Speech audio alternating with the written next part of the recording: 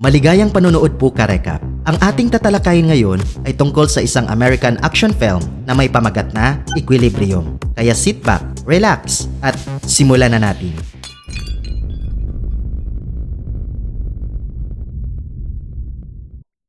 Nagsisimula ang pelikula mga karekap sa isang pagsasalaysay na nagsasabi sa atin tungkol sa pagsiklab ng ikatlong digmaang pandaigdig noong unang bahagi ng ika-21 siglo na makabuluhang nakaapekto sa sibilisasyon ng tao. Pagkatapos ng digmaan, ang mga nakaligtas ay naghahangad na lumikha ng conflict-free na mundo dahil sa pag-aalala na ang sangkatauhan ay hindi maaaring makaligtas kapag magkakaroon pa ng ika-4 na labanang pandaigdig. Pagkatapos ay ipinakita sa atin karekap ang lugar ng Libria na isang totalitarian city-state na itinatag ng mga nakaligtas. Sinisisi nila ang damdamin ng tao bilang ugat ng digmaan. Bilang resulta nito, ang anumang aktibidad o bagay na nagpapasaya at nagpapasigla ng damdamin ay mahigpit na ipinagbabawal sa lungsod. Ang mga lumalabag ay binansagan bilang mga sense offenders at hinahatulan ng parusang kamatayan. Ang populasyon ay napilitang kumuha ng pang-araw-araw na gamot na tinatawag na Prosium 2 upang isuppress ang kanilang mga emosyon na ginagawa silang cold-hearted na mga nilalang.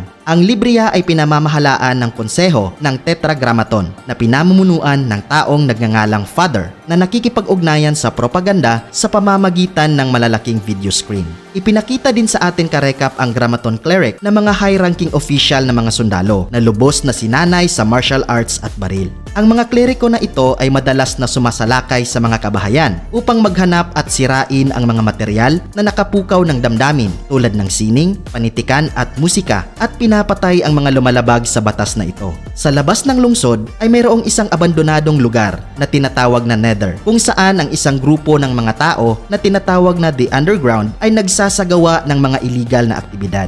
Isang araw ay pinamumunuan ng ating bida karekap na isang Grammaton cleric na si John Preston at ng kanyang partner na si Errol Partridge ang kanilang espesyal na puwersa upang salakayin ang mga rebeldeng iyon. Di nagtagal ay isang matinding labanan ang naganap sa pagitan ng dalawang partido at napilitang umatras ang The Underground Group. Nang nakatagpo ang puwersa ng cleric ng maraming bilang ng mga miyembro ng kalaban na gumawa ng barricade sa loob ng isang silid ay tinawagan nila si John upang harapin sila. Kaya pumasok si John sa silid at naghintay sa dilim hanggang sa tumigil ang pagpapaputok ng mga rebelde. Sa pagkalkula ng bilang at lokasyon ng mga rebelde ay nagsimula siyang bumaril sa lahat ng direksyon ng may mahusay na accuracy at efficiency. Kasunod nito, ang clerics ay naghahanap ng AC-10 rated na materyales kung saan ito ang mga bagay na kilala na may emosyonal na nilalaman. Hindi nagtagal ay nakahanap sila ng malaking koleksyon ng mga libro at mga painting, kabilang ang painting ni Mona Lisa. Matapos mapatunayan na ang pagiging tunay nito ay inutusan ni John ang mga sundalo na sunugin ang lahat ng ito. Sa kanilang pagbabalik sa punong tanggapan ay napansin ni John na ang kanyang partner ay kumuha ng isang libro ng tula sa halip na ibigay ito para sunugin. At nang tanungin siya ay sinabi sa kanya ni Errol na gusto niyang personal na ilag ito dahil hindi palaging nagtataglay ng wastong mga talaan ng mga ipinagbabawal na materyales ang kuponan. Pagkatapos ay pumunta si John kay Vice Consul DuPont upang mag-ulat tungkol sa kamakailang pagsalakay. Sa panahong ito ay nagtataka si DuPont kung paano naramdaman ni John ang isang tao na nakakaramdam ng matinding emosyon. Ngunit, ang ating bida karekap ay walang sagot dito. Nang magtanong si DuPont tungkol sa kanyang pamilya, ay malamig na sinagot ni John na ang kanyang asawa ay pinatay dahil sa pagiging isang sense offender na iniwan siya bilang ama na may 2 anak. Pagkatapos ay lumabas siya sa opisina ng Vice Consul at tumungo sa Evidence Department para suriin ang mga record. Di nagtagal ay natuklasan niya na hindi pa nagsumite ng anumang ebidensya si Errol sa loob ng ilang linggo. Kaya naghinala siya sa kanyang partner kaya pumunta siya sa Nether at naabutan si Errol na nagbabasa ng ipinagbabawal na libro. Nang harapin niya ang lalaki ay nalungkot si Errol na nawala na sa mga tao ang lahat ng bagay na nagpapakatao sa kanila. Ipinaalala sa kanya ni John na ginawa ito ng gobyerno para maiwasan ang pang-4 na labanang pandaigdig. Ngunit iginiit ni Errol na malugod niyang babayaran ang presyo upang makadama muli ang mga tao ng emosyon. Pagkatapos ay sinubukan niyang kunin ang kanyang baril, ngunit naramdaman ito ni John at pinatay siya ng walang pag-aalinlangan. Sa sumunod na eksena karekap, sa bahay ay ipinaalam sa kanya ng anak ni John na si Ruby na nasaksihan niya ang isang batang lalaki na umiiyak kanina. Itinanong niya kung dapat ba niya itong iulat sa mga otoridad na pinaninindigan niya. Matapos humiga sa kama karekap ay napanaginipan ni John ang pag-aresto sa kanyang asawa. Nang pumasok ang mga otoridad ay mabilis niyang dinisarmahan ang dalawang lalaki, ngunit huminto siya kaagad nang nalaman niyang ang kanyang asawa ay isang sex offender. Bago siya kinuha ay hinalikan siya nito at hiniling na huwag siyang kalimutan. Kinaumagahan, habang naghahanda ay aksidenteng nalaglag ni John ang kanyang vial na prusium. Napansin ito ni Ruby kaya pinaaalahanan niya ang kanyang ama na dumaan sa Equilibrium Center para makakuha ng kapalit. Gayunpaman, nang dumating si John sa lugar ay nalaman niyang pansamantala itong nakasarado dahil sa problemang dulot ng ilang terorista. Di nagtagal, ang kapalit ni Errol na si Andrew Brandt ay dumating upang sunduin si John para sa kanilang susunod na pagsalakay sa isang pinaghihinalaang sex offender na nagngangalang Mary. Pagdating nila ay itinulak ni John si Mary sa salamin, ngunit natigilan siya nang maalala niya ang kanyang asawa. Buti na lang at nasopres niya ang kanyang emosyon at nagpatuloy sa paglilibot sa bahay. Sa lalong madaling panahon ay natuklasan nila ang isang lihim na silid na puno ng mga bagay na may laman na mga AC-10 materials. Alam ng babae na siya ay papatayin, kaya kinuha ni Mary ang baril sa isang opisyal at itinutok ito kay John. Sinubukan ni Andrew na barilin siya bilang ganti, ngunit pinigilan siya ni John na nangangatwiran na kailangan pa rin siya upang mahanap ang kanyang mga kasama. May nararamdaman si Andrew na mali, ngunit nagpa siyang sumunod sa utos ng kanyang opisyal. Nang maglaon, sa panahon ng interogasyon ay tinanong siya ni John tungkol sa iba pang mga rebelde, ngunit hindi niya pinansin ang mga tanong. At sa halip ay tinanong siya tungkol sa kanyang layunin sa kanyang buhay. Si John ay tumugon na ang kanyang layunin ay upang pagsilbihan ang libriya at pangalagaan ang safety ng lipunan. Ngunit hinamak siya ni Mary dahil sa pamumuhay na walang emosyon at inihambing ang kanyang buhay bilang isang gumagalaw na orasan na nagpapalipas lang ng oras. Kinaumagahan ay nagising si John matapos makaranas ng masamang panaginip. Pagkatapos ay mabilis niyang tinanggal ang tent sa bintana sa kanyang silid na nagpapahintulot sa kanya na makita ang pagsikat ng araw sa unang pagkakataon. Ang mapang-akit na tanawin karekap ay nag-iwan sa kanya sa pagkamangha at nakaramdam ng hindi pamilyar na emosyon. Kaya nagmamadali siyang pumunta sa banyo upang mag-inject ng isang dosis ng prusium sa syringe gun. Gayunpaman, pagkatapos ng ilang pagmumuni-muni ay pinili niyang huwag itong gamitin at itinago niya ito sa likod ng salamin.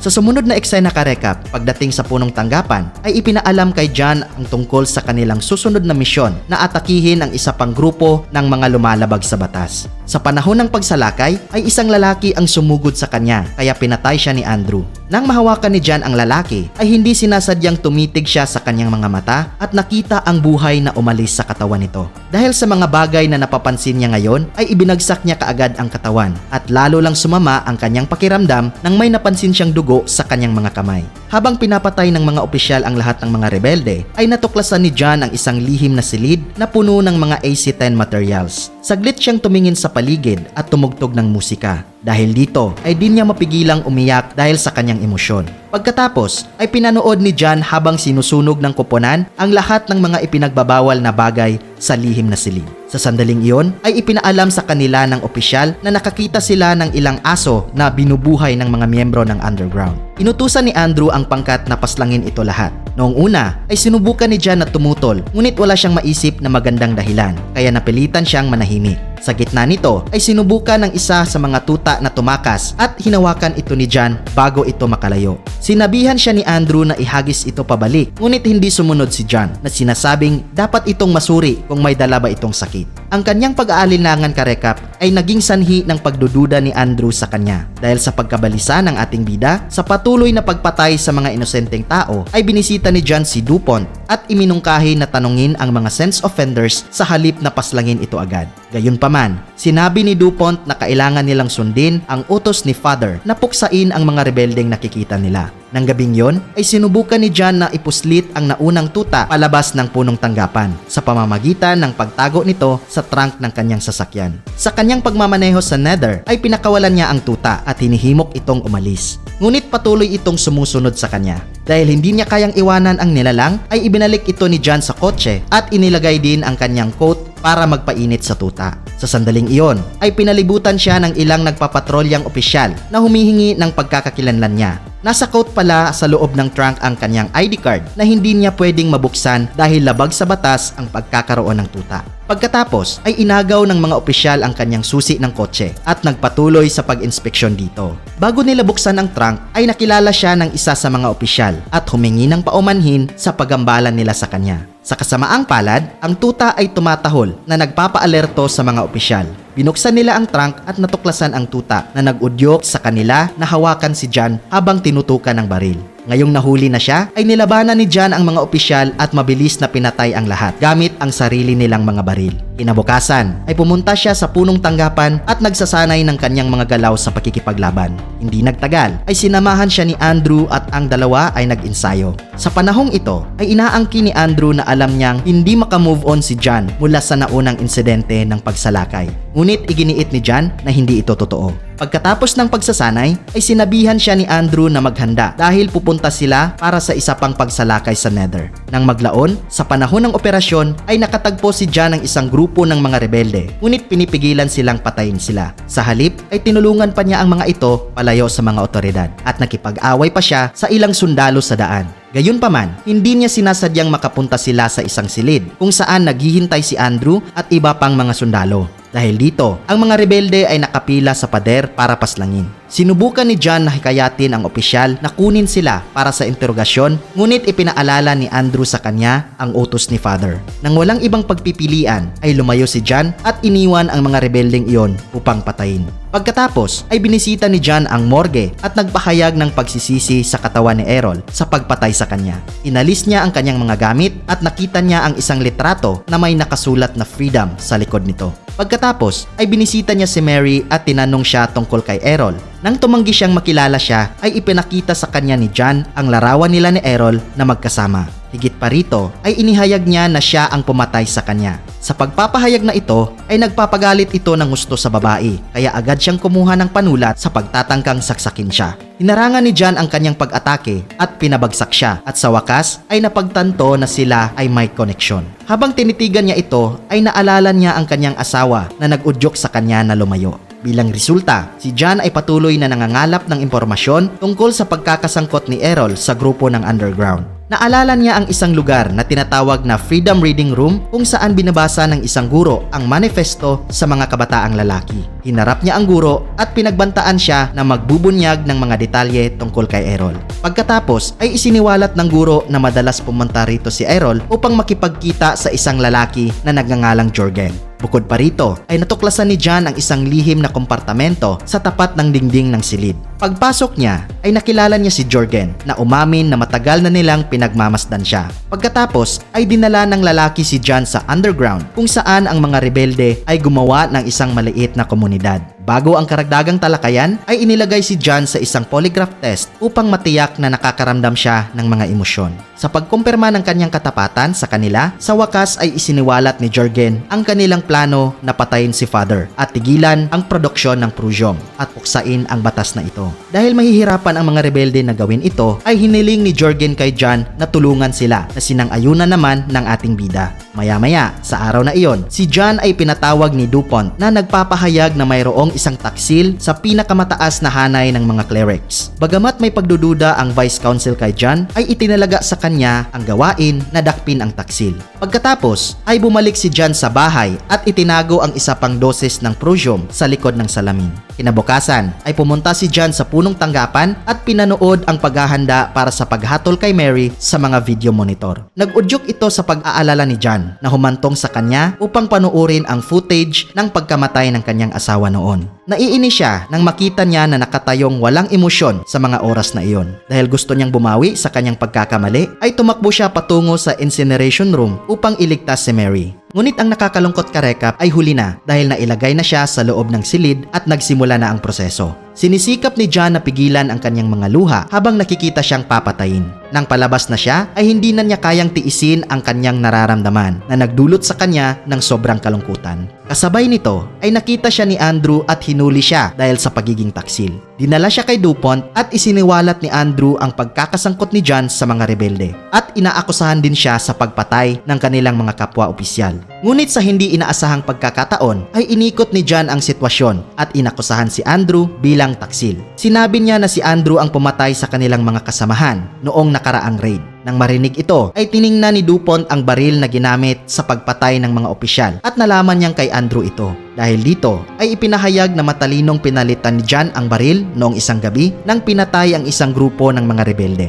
Sinubukan ni Andrew na magpaliwanag na na-frame up siya, ngunit pinaaresto siya ni DuPont sa kanyang mga opisyal. Kasunod nito ay inabisuhan ni DuPont si John na galugarin ang kanyang bahay bilang isang formalidad kung saan wala namang pagtutol ang ating bida. Ngunit sa sandaling lumabas siya sa opisina ng Vice Counsel ay nagmamadali siyang umuwi upang itapon ang mga nakatagong vial. Mabilis niyang inalis ang salamin, ngunit natuklasan na wala na ang mga ito. Sa sandaling iyon ay pumasok si Robbie sa banyo at inamin na itinapon niya ito upang protektahan ang kanyang ama. Ibinunyag pa ng bata na siya at ang kanyang kapatid na babae ay tumigil na sa pag-inom ng Prozium mula nang mamatay ang kanilang ina. Sa sumunod na eksena karekap ay nakipagtulungan si John sa mga rebelde upang simulan ang kanilang revolusyonaryong plano. Una sa lahat ay nakipag-ugnayan siya sa konseho at ipinaalam sa kanila na nahanap na niya ang pinuno ng mga rebelde. Kasunod nito ay inaresto ng mga otoridad ang lahat ng mga rebeldeng grupo. Ginagawa nila ito para mas madali ni John na kumbinsihin si DuPont na bigyan siya ng pagkakataong makausap ng personal si Father. Pagkatapos ay nakasuot siya ng puting kasuotan para sa kanilang paghaharap. Sa proseso ay sumailalim siya sa isang polygraph test para sa layuning pangkaligtasan. Sa gitna nito ay bigla na lang nagpakita si Andrew at inihayag na hindi siya kailanman naaresto. Pagkatapos ay lumabas si Father sa screen at ibinunyag na bahagi ito ng isang daya para ilantad si John at dakpin ang mga rebelde. Bilang karagdagan ay inihayag ni Father ang kanyang tunay na pagkakakilanlan bilang walang iba kundi si DuPont na isiniwalat na ang tunay na father ay namatay na maraming taon na ang nakakaraan. Ang panlilin lang na ito ay pumupuno sa damdamin at emosyon ng ating bida. Dahil sa galit ay inilabas niya ang kanyang baril na nakatago sa kanyang suot bago sinimulang barilin ang bawat lalaki sa silid. Si John ay nagpatuloy sa pamamaril at binabagsak ang lahat ng mga gwardya at nagtungo sa opisina ni DuPont. Pagdating doon ay nakita niya si Andrew na nakatayo sa tabi ni DuPont bilang bodyguard niya. Habang naglalakad siya sa loob ng silid ay napapalibutan siya ng isang grupo ng mga bihasang eskrimador. Si John sa isang mabilis na pagkilos ay kumuha ng espada at pinatay ang lahat ng lalaking iyon sa loob ng ilang segundo lamang. Pagkatapos nito ay lumapit si Andrew para sa isang tunggalian. Ngunit wala siyang sapat na karanasan para talunin ang ating bida. At di nagtagal ay napaslang din siya. Nang makita ni DuPont na natalo na si Andrew, ay kinuha niya ang kanyang baril sa pagtatangkang barilin si John. Gayunpaman, napakabilis ni John kaya kumuha siya ng baril at nagsimula ding magpaputok kay DuPont. Bilang isang profesional sa ganitong larangan, ay madaling nadaig ni John si DuPont at sa huli ay nabaril siya hanggang sa mamatay. Kasunod nito ay sinira ni John ang buong command center na nagbo-broadcast ng propaganda ni Father sa Libria. Sa huling eksena karekap ay nagsimulang pasabugin ng mga rebelde ang mga planta ng Prozium na naghudyat ng pagsisimula ng revolusyon. At dito nagtatapos ang pelikula mga karekap. Kung nagustuhan nyo karekap ang movie recap natin ngayon, ay inanyayahan kita na mag-subscribe at pakipindot na din ng notification bell para palagi kang updated sa mga susunod naming videos. Maraming salamat sa panonood. Cheers!